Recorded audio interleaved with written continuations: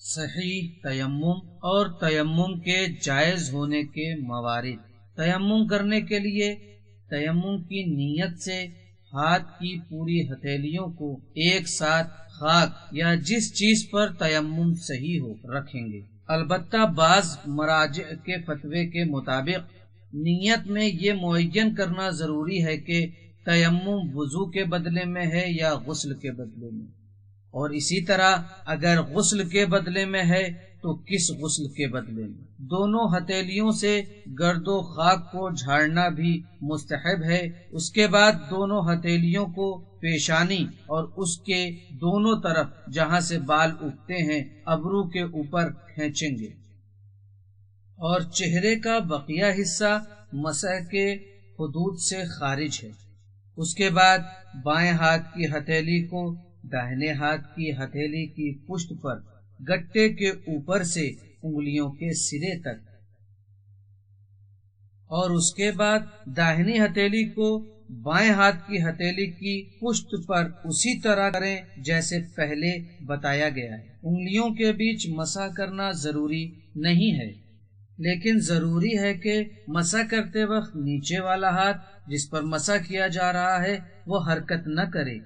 بعض مراجع تقلید کا فتویٰ ہے کہ دوبارہ ہتھیلیوں کو خاک پر مارا جائے اور داہنے اور بائیں ہتھیلی کے مسح کو دوبارہ کیا جائے تاکہ صحیح تیمم انجام پانے کا اطمینان ہو جائے۔ اب نظر کرنا ہے کہ کن حالات میں وضو یا غسل کے بدلے تیمم کیا جا سکتا ہے۔ 1. اگر پانی موجود نہ ہو، مثلا ہم ایسی جگہ ہو جہاں پانی نہ ہو، یا پھر وہاں پہنچنا یا اسے حاصل کرنا ناقابل برداشت اور مشقت کا سبب ہو، یا اس بات کا خوف ہو کہ اگر پانی کے لیے جائیں گے تو کوئی درندہ یا چور جان یا مال کو نقصان پہنچائے گا۔ جس شخص کے پاس صرف غصبی پانی ہو تو وہ اس سے وضو نہیں کر سکتا، اور اس کی حیثیت اس شخص کی سی ہے جس کے پاس اصلاً پانی موجود نہ ہو۔ 2. یہ احتمال دیں کہ پانی ہمارے لیے نقصان دہ ہے، جبکہ یہ احتمال لوگوں کی نگاہ میں درست ہو۔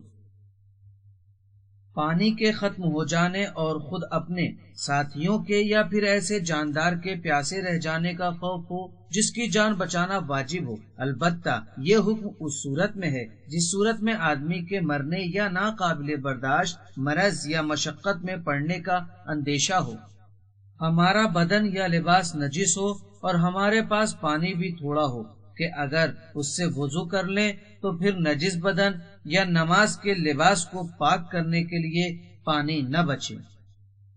نماز کے لیے وقت کم ہو، یعنی اتنا اطمینان نہ ہو کہ اگر وضو یا غسل کریں تو بغیر مستحبات حتیٰ بغیر سورے کے وقت کے اندر نماز پڑھی جا سکے گی۔ البتہ نماز میں عمدن اتنی دیر کرنا کہ وضو یا غسل کا وقت نکل جائے حرام ہے، لیکن اس صورت میں تیمم سے پڑھی جانے والی نماز صحیح ہے اور احتیاط کی بنا پر اس نماز کی قضا بھی بجا لائے گا۔ قابل غور بات یہ ہے کہ اگر غسل کرنے سے شرم آتی ہو تو اس سے تیمم جائز نہیں ہوتا ہے۔